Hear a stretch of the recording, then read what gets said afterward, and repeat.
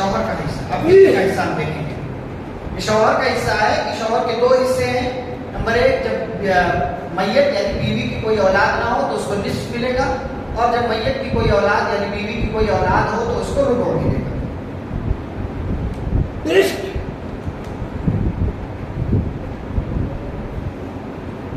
वो क्या है? 1/4 है।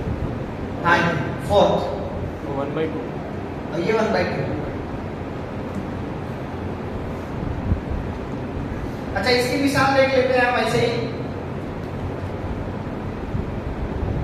मिसाल, मैयत है और उसका शौहर है, ज़ौज, और भाई है और बहन है। तो अब यहाँ शौहर को कितना मिलेगा? हाफ मिलेगा। क्यों? इसलिए कि बाकी कोई औलाद नहीं है, तो इसको आधा माल मिल जाएगा। इसको आधा माल मिल जाएगा, बाकी इनकी अपनी जो है बाकी में है, ये दोनों अपना हिस्सा लगेगा। लेकिन यहाँ जो जिसको भी हम देख रहे हैं बस उसी का हिस्सा बता रहे हैं कि शौहर को यहाँ पर आधा माल मिल जाएगा क्योंकि उसकी कोई औलाद नहीं। ऐसे और भी कई मिसालें आप बगैर औलाद के देख सकते हैं जिसमें उसको आधा मिल रहा हो। एक और मिसाल है ये कि शौहर है और एक बेटा है इब्न, और एक बेटी है बिन्त। तो इस सूरत में यहाँ चूंकि औलाद है तो यहाँ शौहर को कितना मिलेगा? हाँ, 1/4 मिलेगा, और बाकी जो है ये बाकी हिस्सा ये दोनों ले लेंगे। ठीक है, क्लियर है नहीं? चलिए आगे बढ़ते हैं।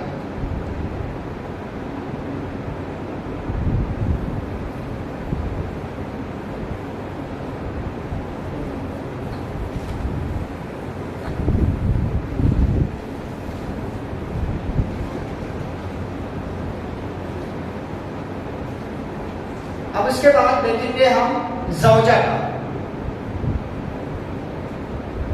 ज़ौजा यानी बीवी का हिस्सा हम देखेंगे। इसके भी दो हिस्से हैं। एक हिस्सा रुबअ यानी चौथाई, और दूसरा हिस्सा है सुमुन यानी 8वां हिस्सा।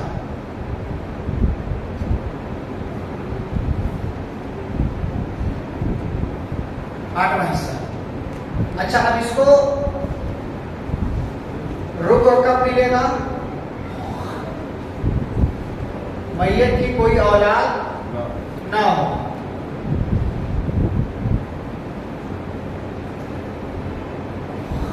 मैयत की कोई औलाद ना हो, यानी चाहे मैयत की कोई औलाद ना हो, यानी शौहर की कोई औलाद ना हो, चाहे इस बीवी से या किसी दूसरी बीवी से, कोई भी औलाद शौहर को नहीं होनी चाहिए जिसकी ये बीवी है। तो ये बीवी जिंदा है, शौहर का इंतकाल हुआ, अब शौहर की कोई भी औलाद नहीं है, तो ऐसी सूरत में बीवी को चौथा हिस्सा मिलेगा।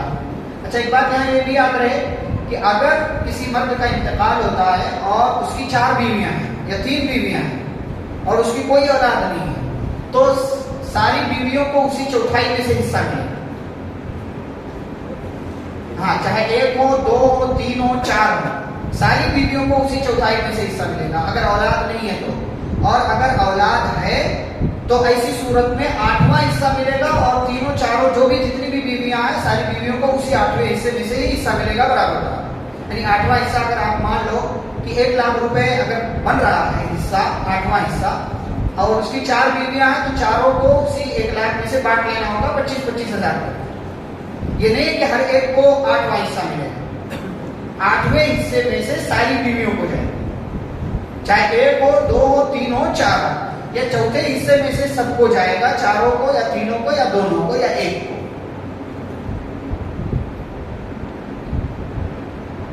8वां हिस्सा उसको मिलेगा जब मैयत की कोई औलाद हो।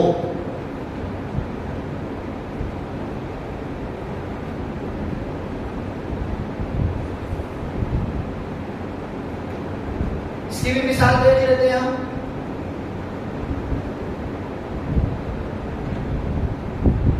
बीवी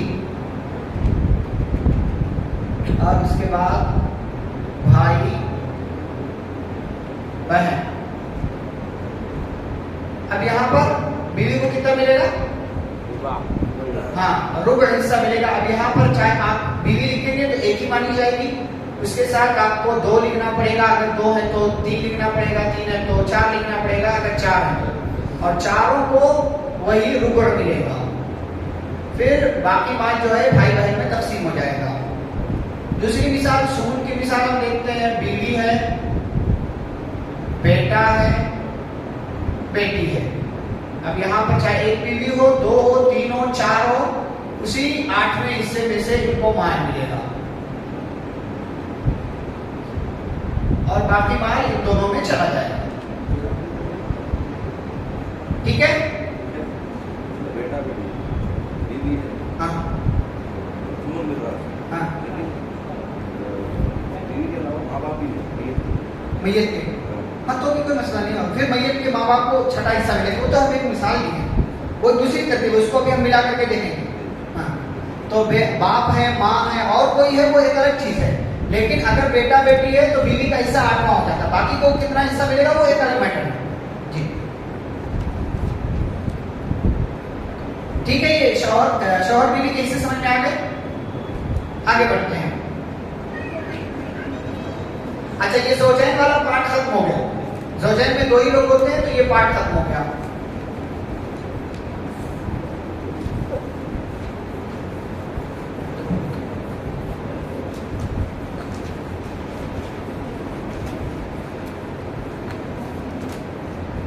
अच्छा, उसके बाद कौन सा पार्ट शुरू होता है?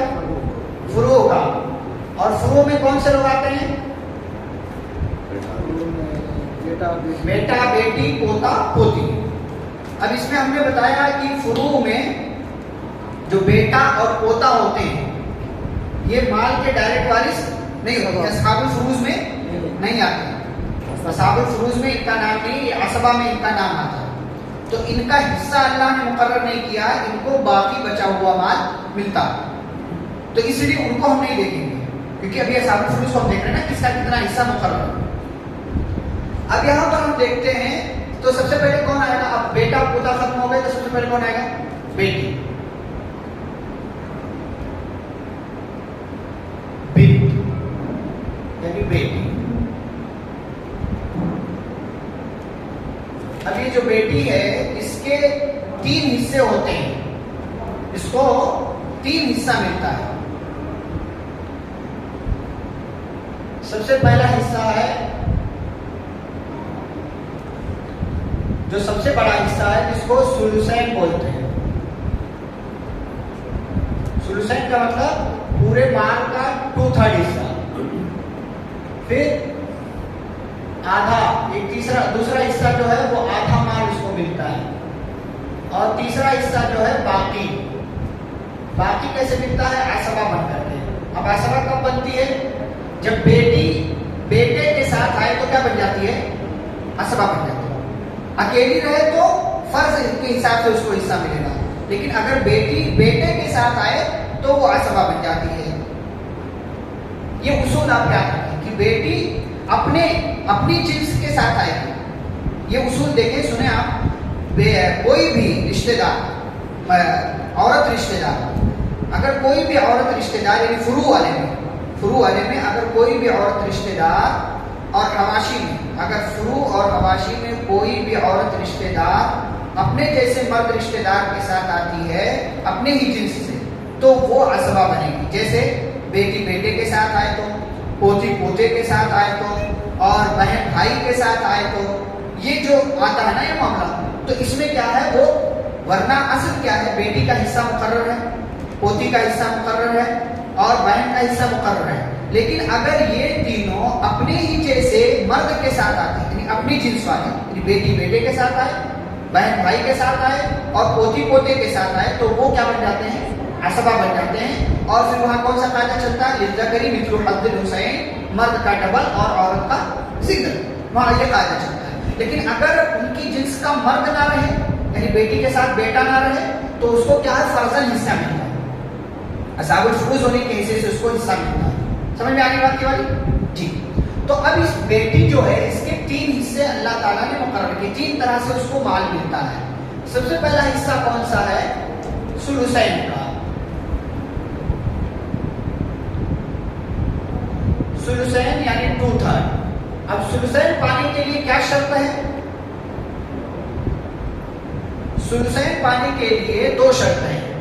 पहली शर्त कि बेटा ना हो, यानी इनकी अपनी जिन्स से क्या है, इनके अपनी जिन्स के साथ क्या है, बेटा ना हो, यानी बेटी के साथ बेटा ना हो। बेटा होगा तो असबा हो जाएगा। इसलिए सुलूसेन पाने के लिए शर्त क्या है कि असबा ना हो। और दूसरी शर्त यह है कि एक से जायद हो, बेटियां एक से जायद हो। ये दो शर्त समझ में आ गई। ये शर्त उसको बेटी को 2/3 माल कब मिलेगा? जब आसबा ना हो, यानी बेटा ना हो और एक से जायद। ठीक, क्लियर है? ये इसकी मिसाल हम देख लेते हैं। इसकी मिसाल हम देख लेते हैं।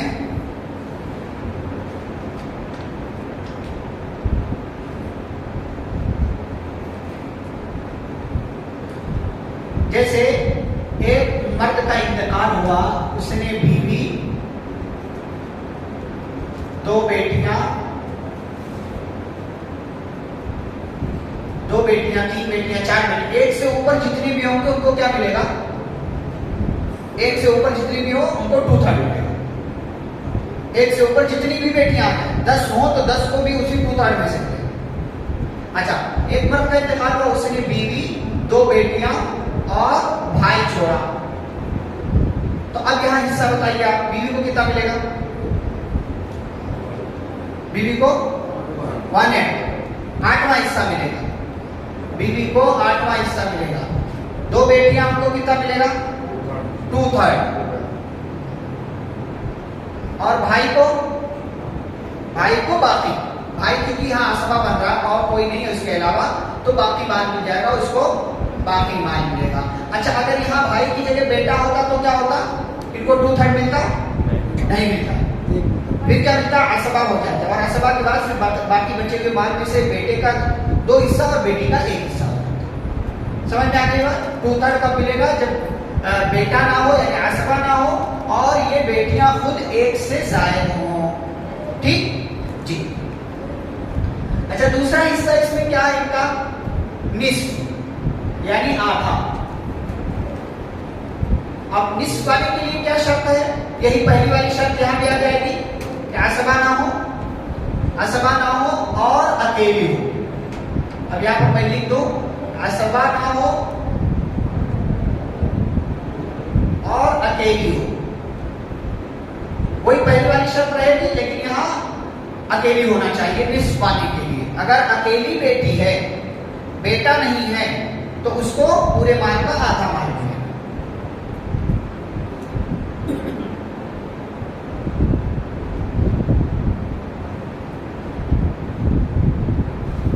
और तीसरा जो है असबा, यानी उसको बाकी बचा हुआ माल मिलता है। तो ये कब मिलेगा? जब बेटा मौजूद हो, जब बेटे के साथ आए।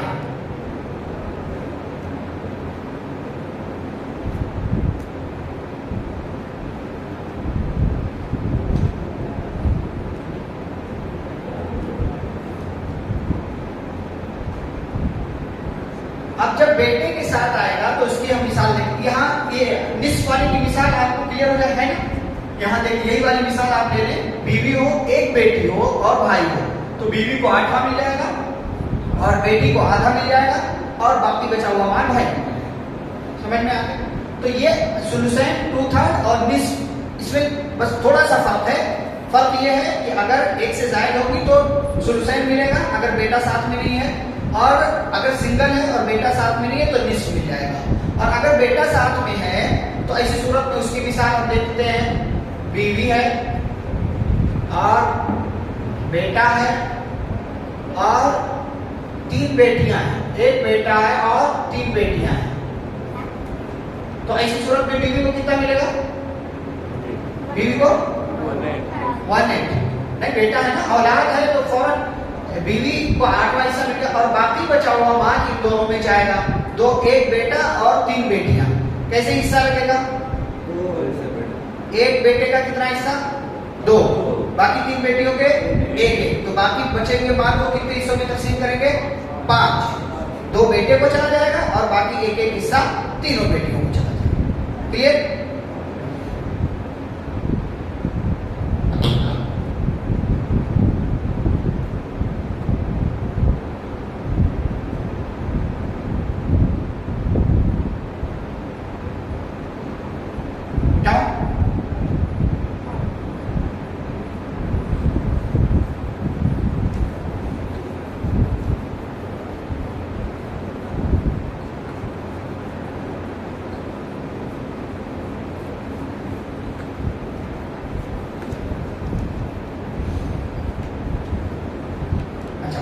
अब फुरू में से हमने बेटी को देख लिया, अब किसको देखेंगे हम? पोती को, बिंतुल इब्न।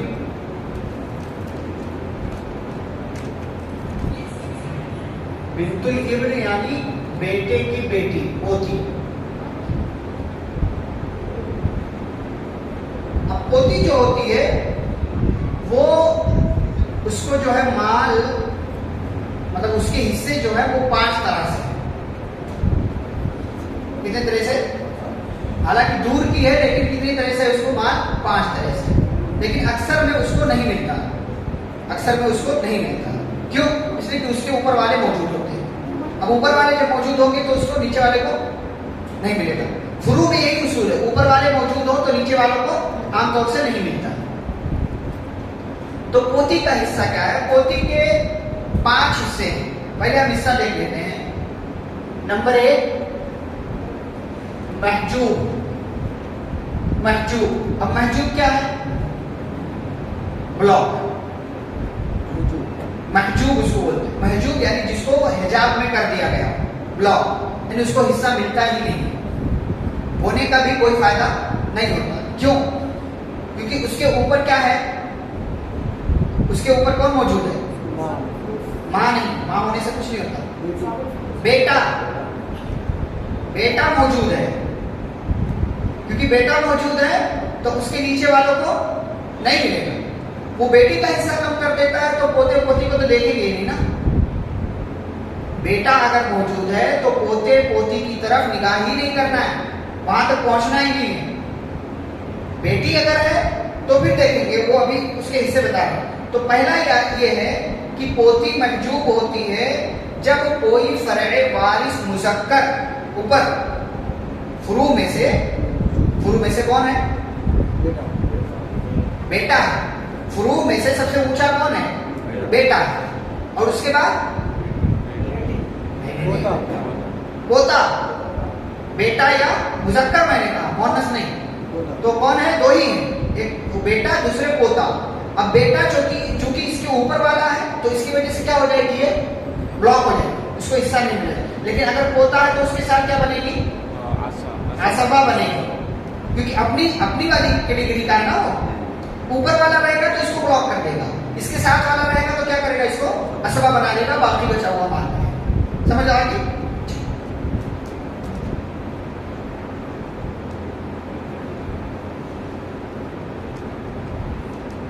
जी, तो अब यहां पर महजूब, और महजूब के लिए 3 शर्त है। 3 शर्त है। पहली शर्त ये कि बेटा मौजूद हो,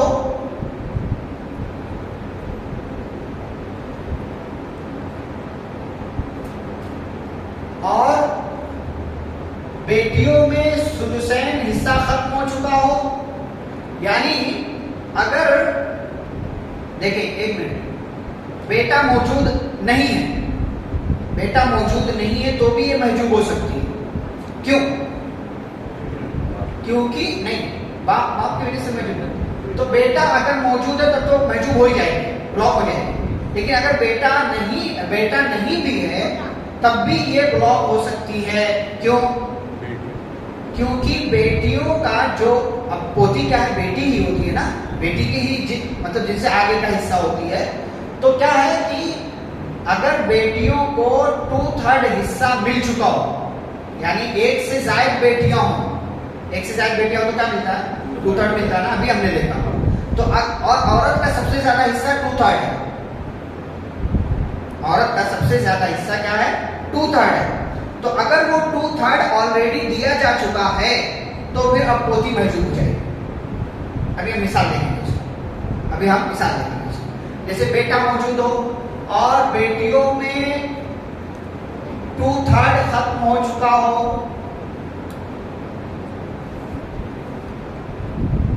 और तीसरी शर्त असबा ना हो। असबा ना हो यानी इसके साथ इसका अपना भाई यानी पोता मौजूद ना हो। अगर 2/3 खत्म भी हो गया था तो अगर पोता होता तो बाकी बचे हुए माल में से पोता और पोती दोनों क्या है, असबा बनकर के माल पा जाते हैं। लेकिन चूंकि असबा मौजूद नहीं है इसलिए जो है ब्लॉक हो जाएंगे। अब इस तीनों की मिसाल हम देख लेते हैं एक साथ, मतलब एक शर्त जो इसमें आ रही है इसकी मिसाल हम देख लेते हैं।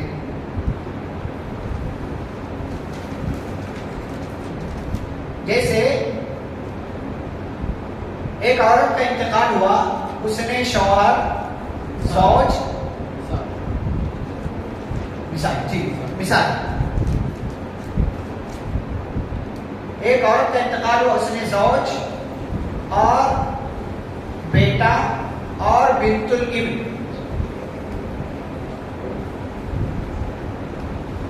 बिंतुल इब्न छोड़ा। अब कितना हिस्सा मिलेगा जौज को, जल्दी बोले। 1/8 शौहर है जी, शौहर का हिस्सा 1/4 है, 1/8 है नहीं, 1/4 क्योंकि बेटा मौजूद है तो शौहर को 1/4 और इब्न को बाकी माल पूरा मिल जाएगा और बिंतुल इब्न क्या है, ब्लॉक हो जाएगी। क्यों? क्योंकि फर्क में से मुजक्कर यानी बेटा मौजूद है तो बिंतुल इब्न ब्लॉक। लेकिन अब पोती है चूंकि, तो क्या करेंगे इसको,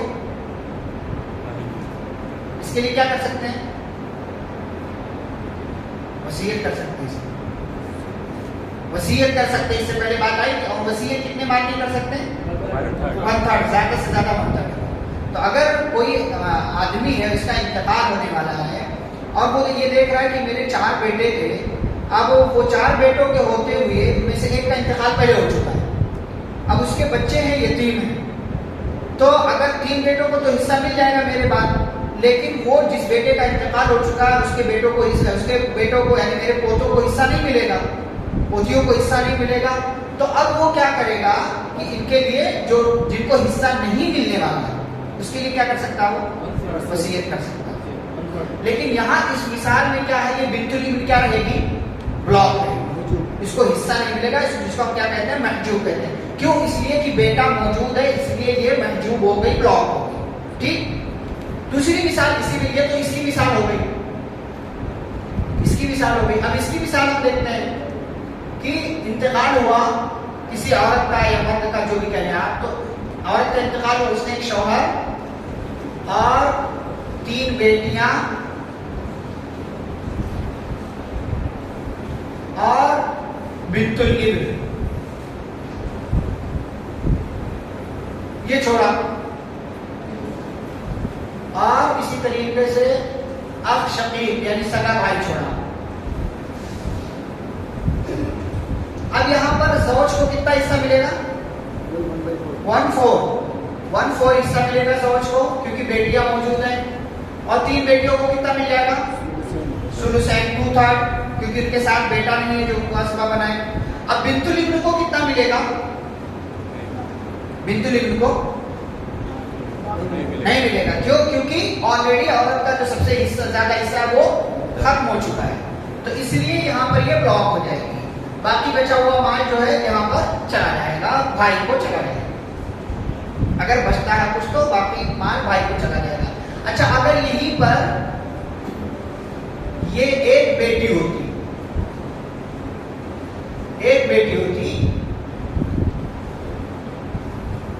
सिर्फ बेटी होती है, तो यहां सिर्फ एक बेटी का कितना हिस्सा है, आधा। अब उसके बाद यहां बिंतुल इब्न को मिल जाता, कितना मिलता, हम निस्फ में कितना मिलाएंगे कि वो 2/3 हो जाए, आधे माल में हम कितना मिलाएंगे कि वो 2/3 हो जाए,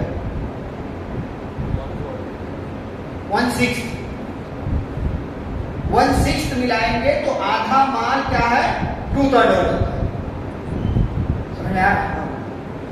आधा मान किसको बोलते हैं? 50% को ना। अब इसमें जो है कितना हम प्लस करें 100 के हिसाब से, कितना प्लस करें कि ये जो है 66 तक पहुंचे? 16. जाहिर सी बात है 16, यानी ये छठा हिस्सा होता है, 1/6 होता है। तो अब इसको यहाँ कितना मिल जाएगा? 1/6 इस मिसाल में, और बाकी का मान किसको मिल जाएगा? 9।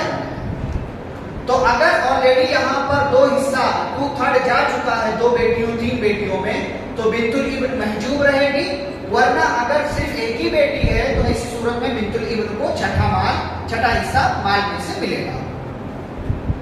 और असबा की क्या है? अब असबा इसी मिसाल में हम असबा देखें। इसी मिसाल में हम